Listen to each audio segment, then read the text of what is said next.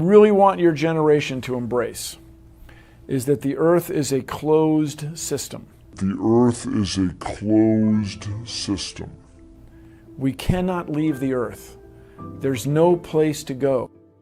And this is from one of the highest satanic scientist Kabbalah priests himself, straight from the goat's mouth. See, these Satanists just have to tell you, they are hiding it in plain sight again. And they're getting away with it because they are relying on both our inability to get our heads around the bamboozlement of impossible figures and phenomena, and they are also relying on our blind trust in the scientific institutions of the world and their word. No one has ever left flat Earth. It is a closed system, and not because there are radiation belts. No one has left because there is a dome-like roof above of what is better understood as a firmament. We cannot leave the Earth. This is what Admiral Byrd discovered in Antarctica. They discovered the foundations of the firmament. And that's why you cannot go to Antarctica. It is literally the edge of the Earth. And I know what you're probably thinking. What? This is going from crazy to crazier to insane. But by now you already know what I am going to say. Let me show you. In 2014, civilian space geeks constructed their own rocket with a camera on and sent it up with the goal of being the first civilian rocket to make it to space. Look what happens. Our mission as the Civilian Space Exploration Team is to be the first civilian team in history to launch a rocket that reaches space.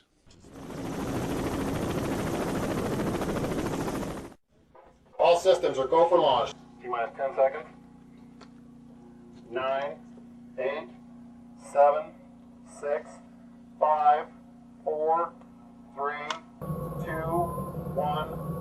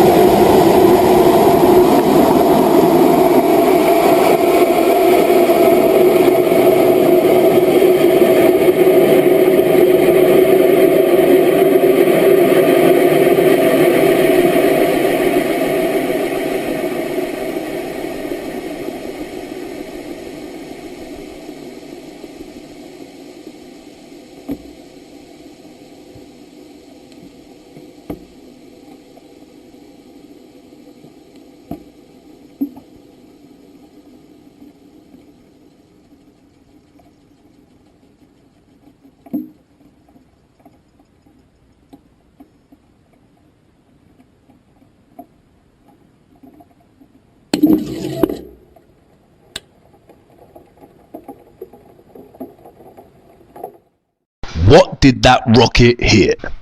If there was a high amount of intense radiation up there, it would have scorched that mini rocket to pieces.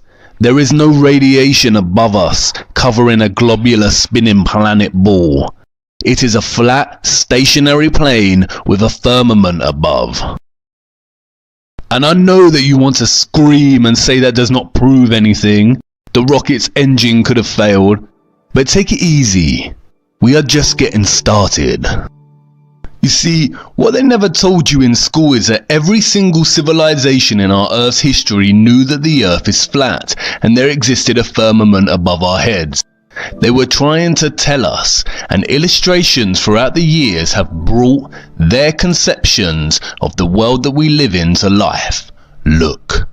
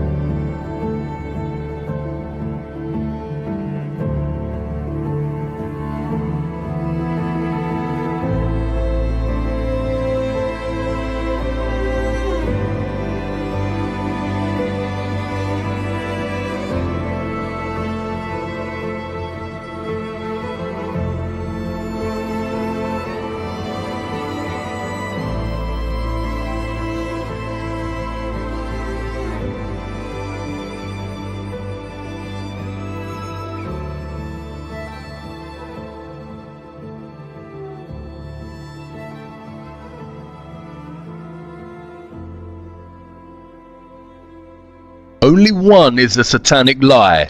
Take another look at NASA's insignia. Did you not notice? Look at the ring around the planet, Saturn. And look closer at what they call the red chevron. Don't you think it looks like a split tongue? The tongue of the serpent? It almost resembles the letter T, which would give the organization's name an interesting anagram. But just a coincidence, I'm sure. And why does every single rocket that NASA supposedly sends up to space take the exact same path? Look, they aren't sending rockets into space. They reach a certain altitude and begin bending until traveling horizontally and landed in the ocean somewhere. They cannot go up and leave Earth's atmosphere and journey into space because there is no space. There is a firmament above. And they have been hiding it in plain sight the whole time. Look closer at the Masonic drawings. Can you see it? The four pillars, or the four corners of the earth, the sun and moon the same size and both within an arched dome or firmament. And of course satanic pedo Hollywood has already told us while laughing behind our backs, look.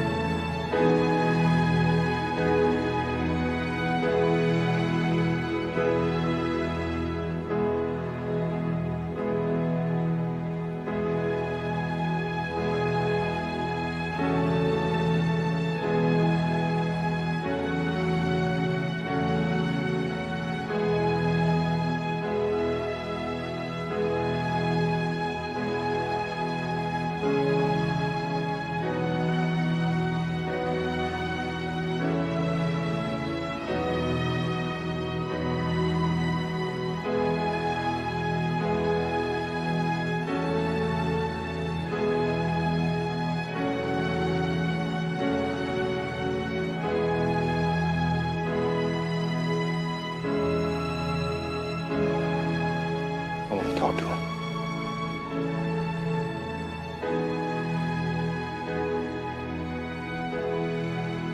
And the more they brainwash us with movies about space, fake rocket launches, and bamboozlement science, we are forgetting more and more that our ancient historical texts reference the firmament.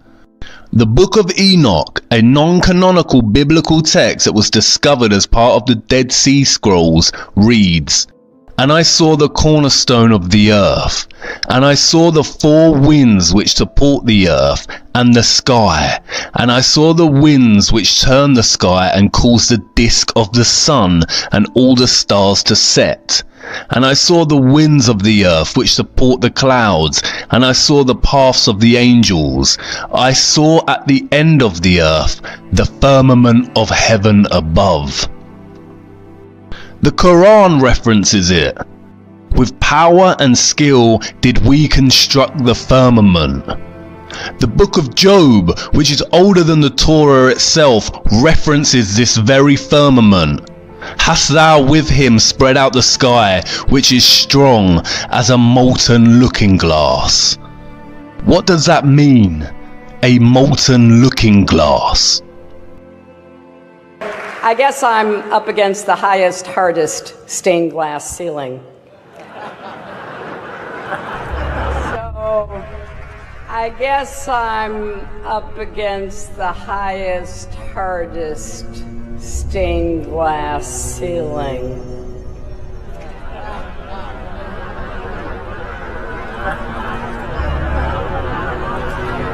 And it may be hard to see tonight, but we are all standing under a glass ceiling right now. It was fine for all this talk about me running to break the big, hard glass ceiling. Although we weren't able to shatter that highest, hardest glass ceiling this time, thanks to you, it's got about 18 million cracks in it.